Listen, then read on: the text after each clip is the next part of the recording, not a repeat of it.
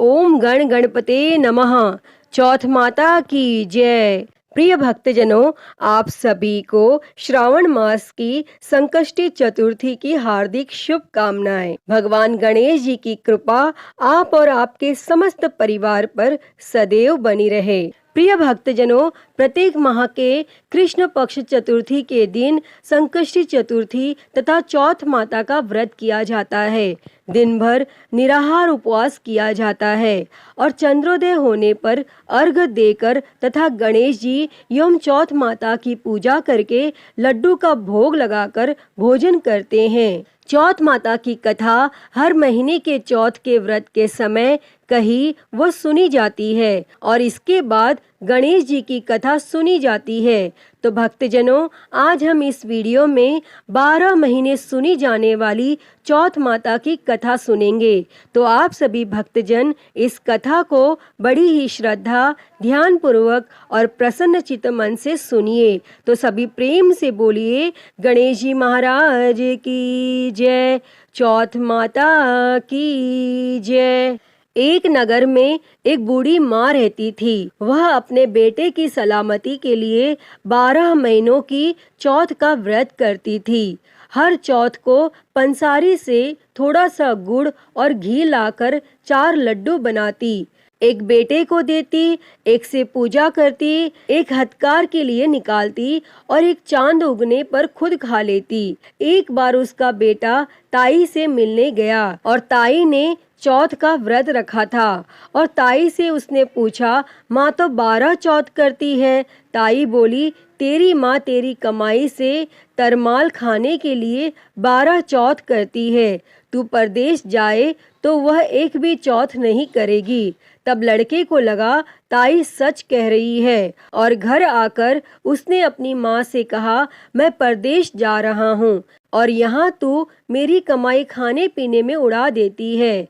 तब माँ ने समझाकर रोकना चाहा पर बेटा नहीं माना और माँ ने उसे साथ ले जाने के लिए चौथ माता के आंखें दिए और कहा, मुसीबत में यह आंखें तेरी मदद करेंगे।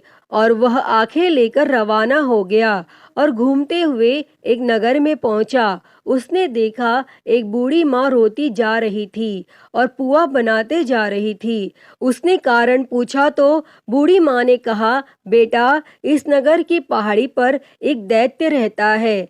पहले वह नगर में आकर कई लोगों को खाने के लिए मार देता था और अब राजा हर घर से एक आदमी दैत्य के पास भेज देता है और आज मेरे बेटे की बारी है, इसीलिए रो रही हूँ और उसी के लिए पुए बना रही हूँ। तब वह बोला, तू पुए मुझे खिला दे, तेरे बेटे की जगह मैं चला जाता हूँ। तब बूढ़ी माँ ने खीर पुए उसे खिला दिए और खा पीकर वह सो गया और रात को राजा के सैनिक आए तो बूढ़ी माँ ने उसे भेज दिया और दैत्य के सामने पहुँचने पर उसने चौथ माता के आंखें दैत्य की तरफ फेंक कर कहा, हे चौथ माता, यदि मेरी माँ मेरी सलामती के लिए व्रत करती है तो दैत्य का सिर कटकर गिर जाए। और तुरंत दैत्य का सिर कट गया और वह लड़का वापस आ गया। तब राजा ने उसे उपहार देकर विदा किया और चलते हुए एक दूसरे राजा के नगर में पहुंचा। और इस नगर में आवा तभी पकता था जब एक इंसान की बलि दी जाती थी और सिपाहियों ने उसे पकड़कर आवे में चुन दिया। लड़के ने आंखें आवे में डाले और कहा, हे चौथ माता, यदि मेरी माँ मेरे लिए व्रत करती है तो आवा मेरी बलि लिए बिना ही झट से पक जाए। और आवा तुरंत पक गया। आवे में से मिट्टी की जगह सोने चांदी के बर्तन निकले। अंदर से लड़का बोला, बर्तन धीरे धीरे निकालना, मुझे लग नहीं जाए। तब राजा ने उसे निकलवाया और पूछा, इस आवे से तुम बच कैसे गए? तब लड़के ने बताया कि उसकी माँ चौथ माता का व्रत करती है और व्रत के कारण ही वह बच पाया। लेकिन राजा को विश्वास नहीं हुआ और उसने एक चांदी की सुराही मंगवाई और कहा कि सुराही की नली से निकल कर दिखाओ, तभी मुझे विश्वास होगा। और तब लड़के ने चौथ माता को याद करके आंखें सुराही में डाली और कहा, मैं भौरा बनूं, सुराही से निकलूं। और लड़का भौरा बनकर सुराही से निकल गया। तब राजा ने खुश होकर राजकुमारी की शादी उसके साथ करवाई और सभी लोगों को चौथ माता का व्रत करने को कहा। तब उसे अपनी माँ की याद आई और उसने राजा के पास जाकर खुद के नगर जाने की इच्छा जाहिर की। तब राजा ने रथ, घोड़ा, हाथी और खूब सारा धन दहेज देकर उन्हें विदा किया और चौथ के दिन अपने नगर पहुंचा। वह अकेला पंसारी के यहाँ माँ का इंतजार करने लगा। सोचा, चौथ है तो माँ यहाँ जरूर आएगी। और थोड़ी देर बाद लकड़ी टेकती हुई माँ आती दिखी। उसकी माँ की आंखों में जाले आने के कारण दिखना कम हो गया था और लड़के ने जानबूझकर अपना पैर लकड़ी के आगे लगा दिया।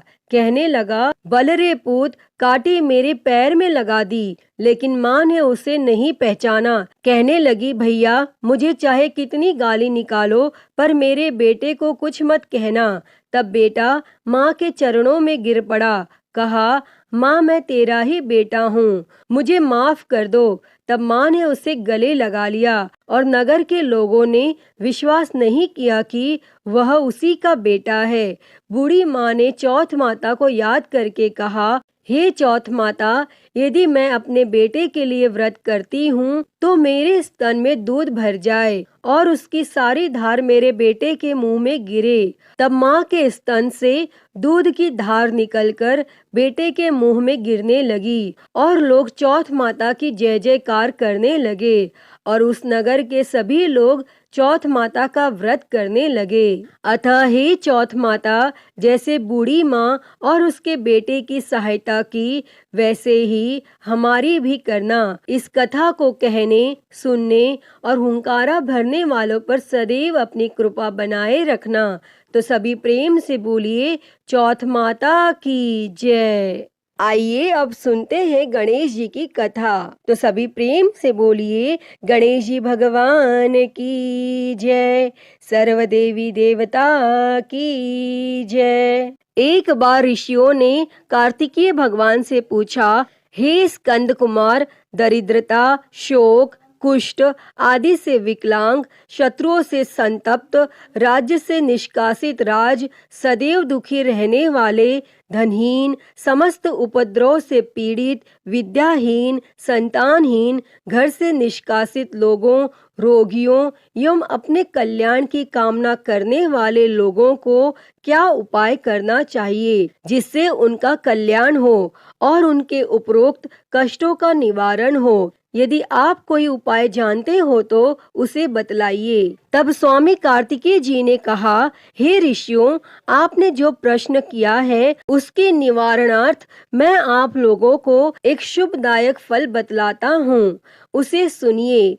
इस व्रत के करने से पृथ्वी के समस्त प्राणी सभी संकटों से मुक्त हो जाते हैं और यह व्रतराज महापुण्यकारी एवं मानवों को सभी कार्यों में सफलता प्रदान करने वाला है। और विशेषतः यदि इस व्रत को महिलाएं करें तो उनके संतान एवं सौभाग्य की वृद्धि होती है। और इस व्रत को धर्मराज युधिष्ठिर ने किया था।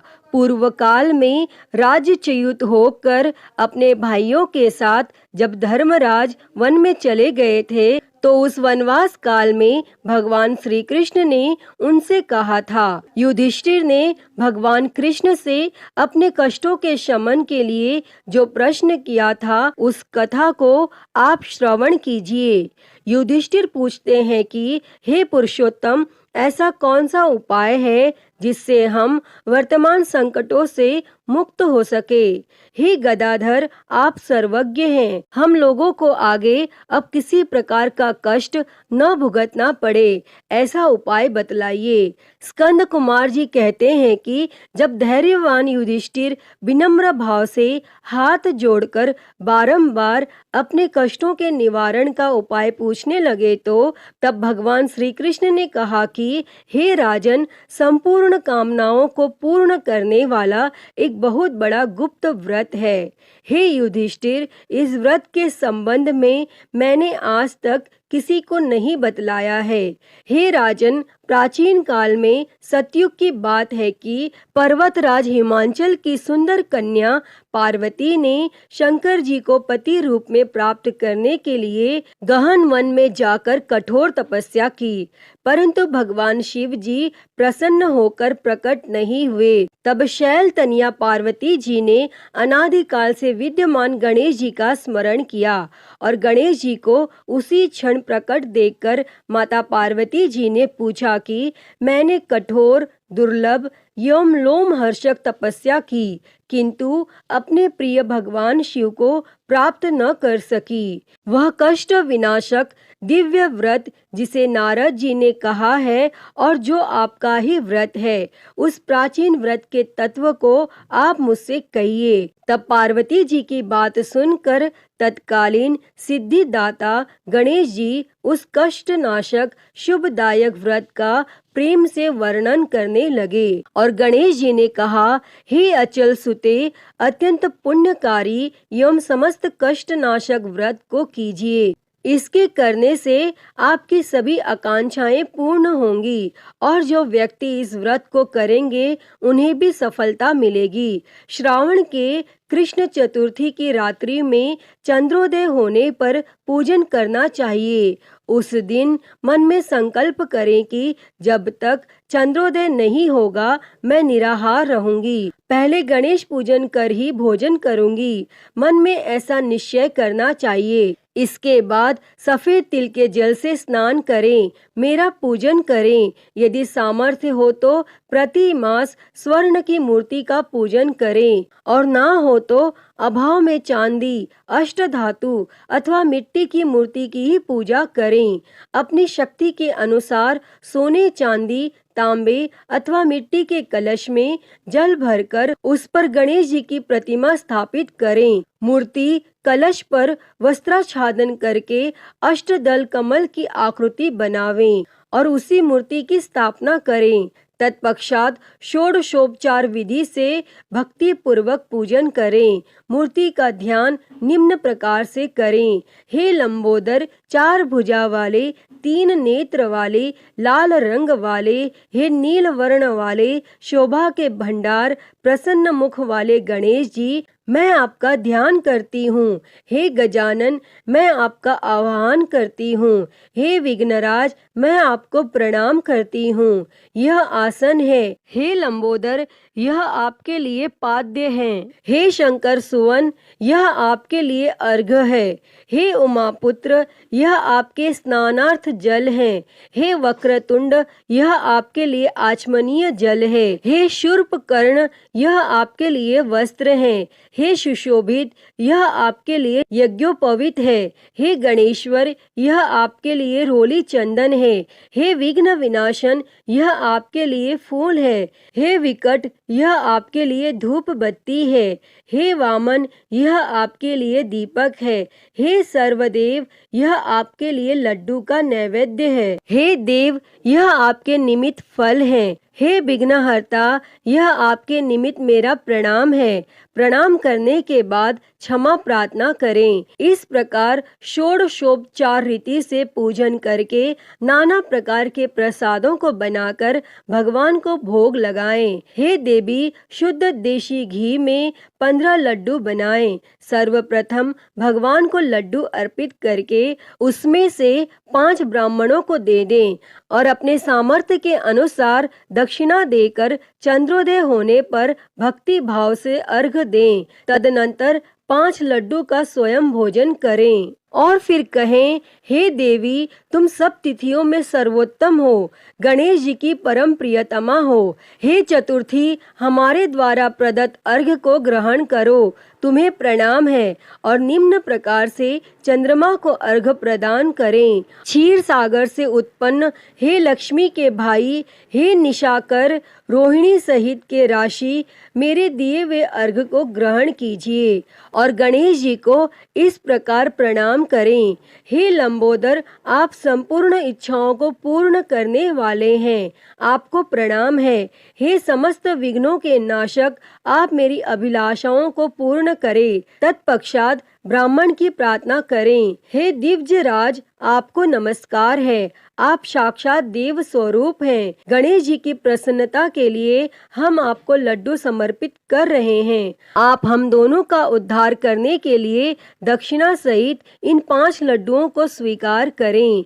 हम आपको नमस्कार करते हैं। और इसके बाद ब्राह्मण को भोजन कराकर गणेश जी से प्रार्थना करें। और यदि इन सब कार्यों को करने की शक्ति न हो तो अपने भाई बंधुओं के साथ दही एवं पूजन में निवेदित पदार्थ का भोजन करें और प्रार्थना करके प्रतिमा का विसर्जन करें और अपने गुरु को अन्न वस्त्रादि एवं दक्षिणा के साथ मूर्ति दे दें और इस प्रकार से विसर्जन करें। हे देवों में श्रेष्ठ गणेश जी, आप अपने स्थान को प्रस्थान कीजिए एवं इस व्रत पूजा के फल को दीजिए। प्रिय भक्तजनों, इस प्रकार जीवन भर गणेश चतुर्थी का व्रत करना चाहिए। यदि जन्म भर न कर सके तो 21 वर्ष तक करें। यदि इतना करना भी संभव न हो तो 1 वर्ष तक 12 महीनों के व्रत को करें। यदि इतना भी न कर सके तो वर्ष के 1 मास को अवश्य व्रत करें और श्रावण चतुर्थी को व्रत का उद्यापन करें। अतः हे गणेश भगवान जी, इस कथा को कहते, सुनते और हुंकारा भरते सभी पर अपनी कृपा सदैव बनाए रखना।